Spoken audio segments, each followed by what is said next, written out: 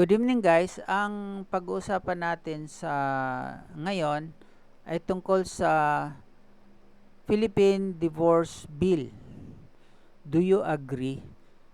Uh, Sang-ayon ka ba dito sa bill na ito tungkol sa divorce? Ang bill na ito ay House Bill number 9349 ng title Absolute Divorce Act.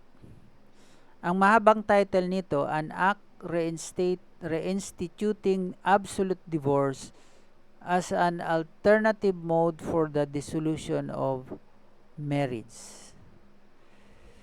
Ang bill na ito ay na-approve ito sa third and final reading sa Philippine House of Representatives or Congress noong May 22, 2024 at na-transmit ito sa Senate noong June 11, 2024. So, hindi pa siya batas, guys. Bill pa lang ito. Kung i-research natin, guys, ay makita natin na sa buong daigdig, halos lahat ng mga bansa ay meron ng kani-kanyang divorce law. Maliban lang sa Vatican at sa Philippines. Ano bang ibig sabihin ng absolute divorce? Ayon dito sa bill na ito.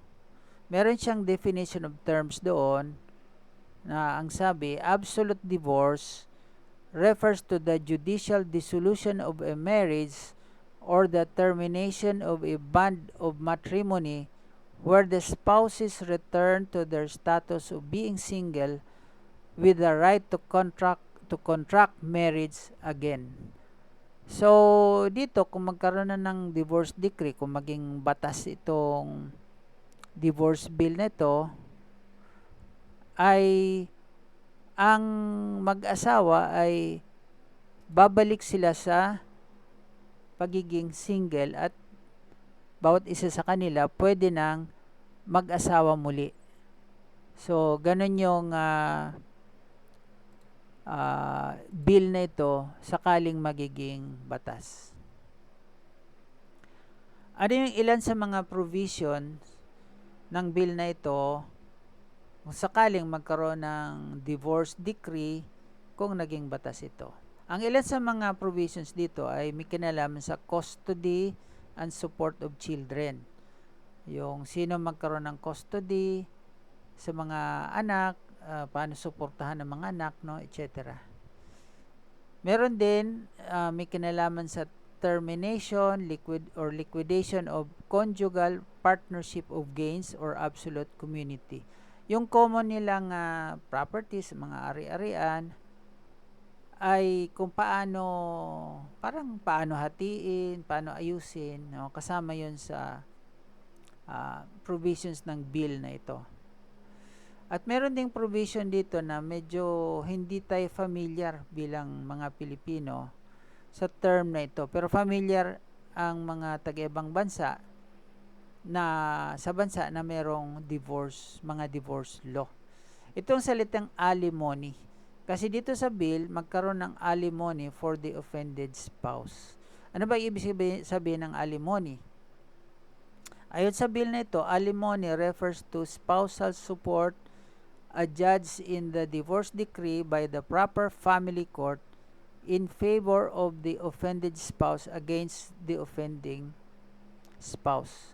Ibig sabihin, tong alimony ang mag-decide nito ay yung family court, yung korte kung paano bigyan ng support, financial at iba pa yung asawa na divorce, no? Depende rin sa kakayahan nung mag-asawa. Okay. Meron pa ibang mga provisions dito na hindi na natin banggitin dahil masyadong hahaba na at napakarami na. Ano ba yung mga grounds for divorce ayon dito sa bill na ito? Well, guys, pinasimple na lang natin, pinasimple yung pagbanggit natin ng mga grounds for divorce dito, kasi medyo mahaba yung mga description at explanation. So pinasimple na lang natin, no? Dito sa mga ground for divorce sa bill na ito, guys, hindi natin makikita dito yung tinatawag nilang no fault divorce. Sa ibang bansa kasi yung mga batas nila sa divorce ay meron sila ng no fault divorce. Yung bang walang dahilan, walang wala silang problema, walang dahilan na mag-divorce, pero dahil gusto lang nila mag-divorce, ayun, pinapayagan sa batas nila. Walang ganyan dito sa bill. Lahat merong masasabi nating mabigat na dahilan yung ground for divorce. So ito, guys, yung iilan, no? Actually, ito na yung lahat. Isa dito, ground for divorce ay physical violence against the petitioner or child. Pagka nagkaroon na ng violence o karahasan laban sa petitioner o sa asawa na gusto makipag-divorce, or sa anak nila or sa anak ng petitioner, binubugbog, etc., ay ground yun for divorce. Isa pang ground for divorce kung kapag pinipilit, no, if a spouse compels the petitioner to change religion, o pinipilit na magpalit ng religion yung asawa niya o magpalit ng political affiliation, yan, ground for divorce din yan. Isa pa dito na ground ay yung attempt to induce petitioner or child to prostitution. Yung pinagtangkaan na gusto niya na maging prostitute yung kanya asawa or anak nila, yung mga ganon, ground yun for divorce dito sa bill na ito. Isa pa dito, guys, yung if the respondent is convicted of a crime and sentenced to more than 6 years imprisonment. Kung kunyari yung asawa niya nag-commit ng crime, nakasuhan na-convict sa crime at nasentensyahan ng higit sa 6 na taon na pagkakulong, yun, ground yun for divorce. Isa pang ground for divorce.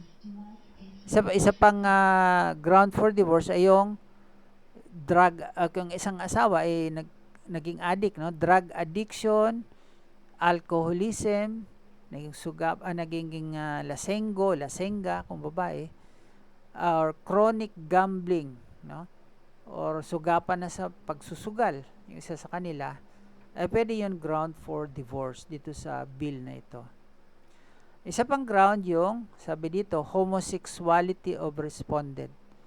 Alam na natin yun, homosexuality, ground din yun for divorce.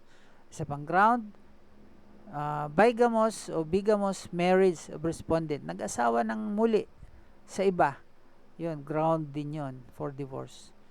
Isa pa, marital infidelity or having another child with another person other than one's spouse. Ayun, yung nangaliwa ng babae, ng lalaki, nagtalik sa ibang babae, ibang lalaki, marital infidelity. Or nagkaroon ng anak sa ibang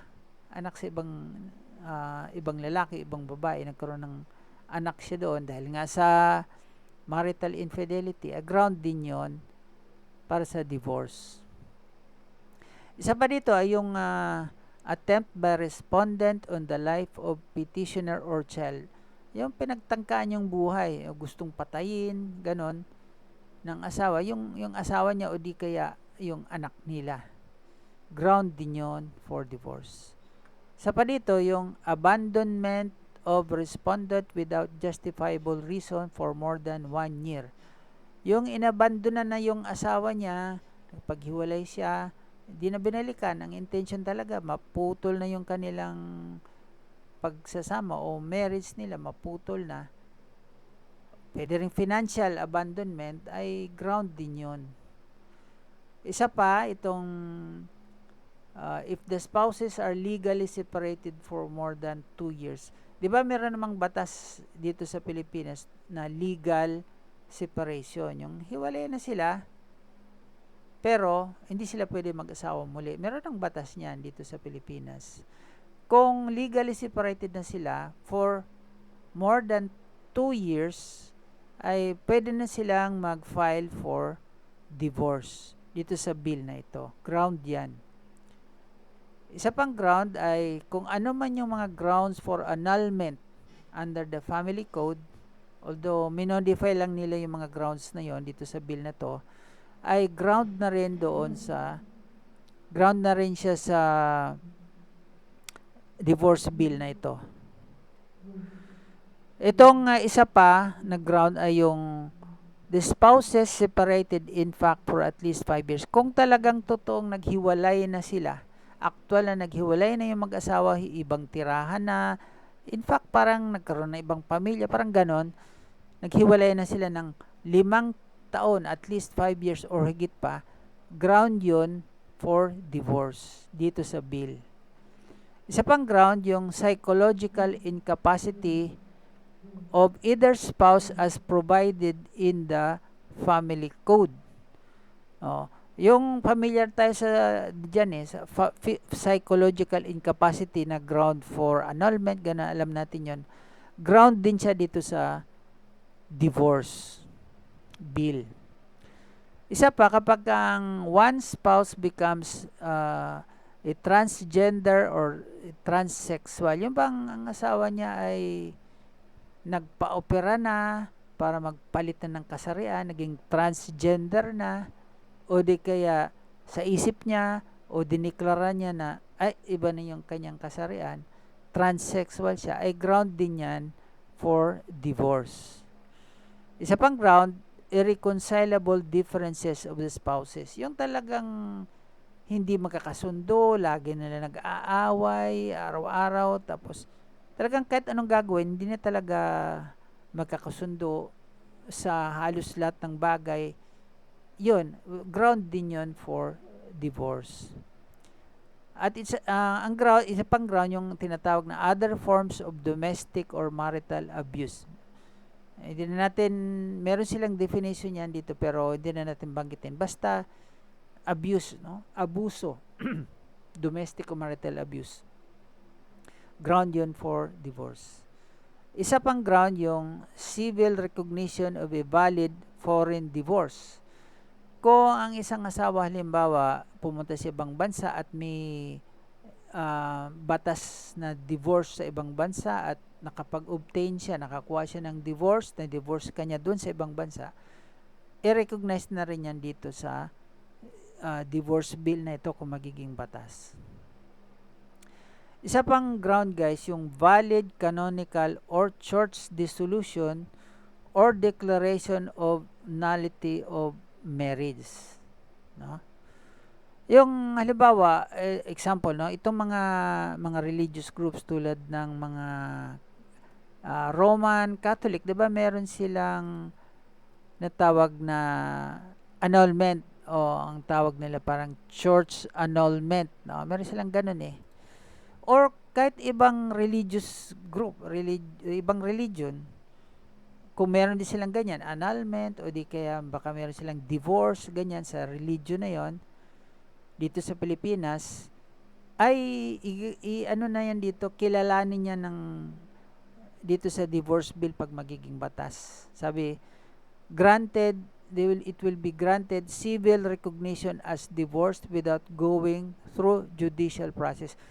Yung bang halos ang kailangan lang certification doon sa religious group na yon, Katoliko or ibang religion, na ito annulled na itong dalawa or ang mag-asawang ito na annul na yung kasal nila o di kaya may divorce na sila dito sa simbahan, kilalanin na yan ng batas ng divorce dito sa Philippines.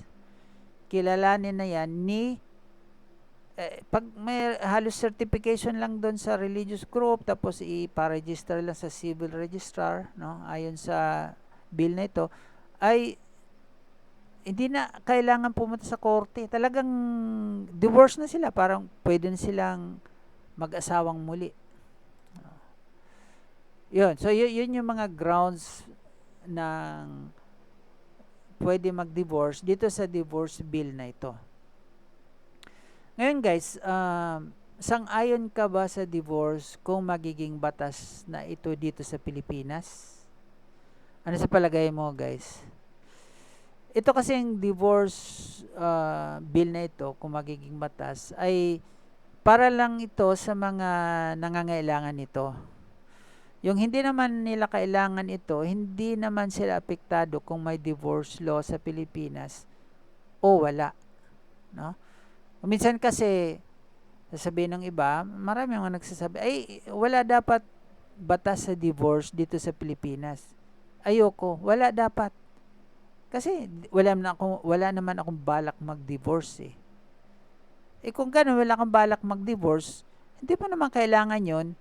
Hindi naman kailangan mag-divorce ka dahil lang sa merong batas.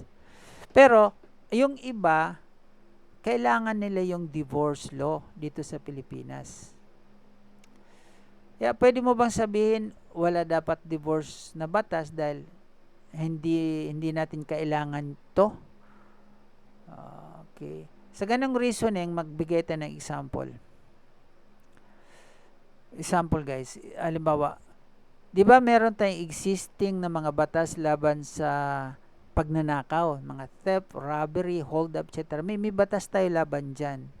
Pwede ba nating sabihin, wala dapat batas laban sa pagnanakaw? Dahil hindi naman ako nanakawan eh. Wala dapat ganong batas. Pwede ba natin sabihin yon? Ganon din yan dito sa divorce bill or divorce law. Hindi natin pwede sabihin na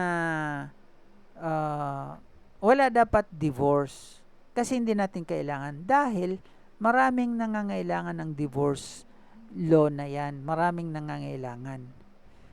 Tulad nung batas sa pagnanakaw, laban sa pagnanakaw, maraming nangangailangan. Yung mga biktima ng pagnanakaw, ng hold up, etc. Kailangan nila yung batas yan para sa kanilang karapatan sa hustisya. Ganon din yung divorce. Kailangan din niya ng iba para sa kanilang karapatan din sa hustisya, etc. Example, meron kasi mga nangangailangan yan. Example, yung mga ground na binanggit natin kanina.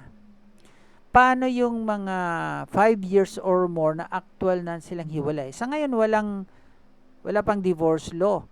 Pero hiwalay na sila eh. Hiwalay na ng bahay, iba kanya-kanyang pamilya na nga, ganyan. Naghiwalayan sila. Paano naman sila? Sa ngayon, walang divorce law, di ganyan sila. Parang live-in, ganyan. Natatakot sila. Baka bigla silang idemanda ng adultery, concubinage, mga ganon. At walang kaayusan doon sa mga rights nila, sa mga property, etc. At hindi sila pwede mag-asawa muli legally ng iba. Ito, pag may divorce law, yun, magiging applicable yan sa kanila.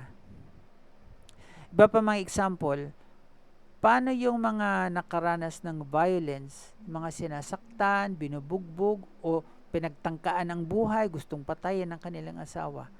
Siyempre, gusto nilang hiwalayan yung asawa nila. Kung walang divorce law, paano? Kaya kailangan nila yung divorce law, yung mga ganong mga sitwasyon. O di kaya yung asawa ay ng babae or ng lalaki or nagkaanak na sa iba. Yung iba gusto na nilang hiwalayan yan. Kung walang divorce law, paano? Hiwalayan man nila, hindi sila pwede legally mag-asawa ng iba. So, kailangan talaga yung divorce law. Or ang asawa ay drug addict, o di kaya alcoholic, lasenggo or lasenga, o di kaya gambler o suga pa sa sugal. Di ba napakahirap naman ang buhay mag-asawa sa ganyan? Napakahirap, di ba? O kailangan nila ng divorce law sa mga ganong sitwasyon. Or ang kanilang asawa nag-asawa ng iba, yung bigamy dito sa Pilipinas, or nag-asawa ng iba doon sa ibang bansa. O di kaya yung asawa ay homosexual, transgender o transsexual. Di ba ang hirap naman ganong sitwasyon, yung asawa niya, ayan na, nagpa-opera na, nagkaroon ng ibang kasarian na, o di kay nagdeklara na sa sarili na iba na yung kanyang kasarian, o di homosexual. Di ba napakahirap naman dun sa asawa na nagganon ang kanyang, siyempre gusto na niyang hiwalayan yon, kaya kailangan na niya ng divorce law. So, ito namang divorce bill na ito ay hindi pa naman ito batas.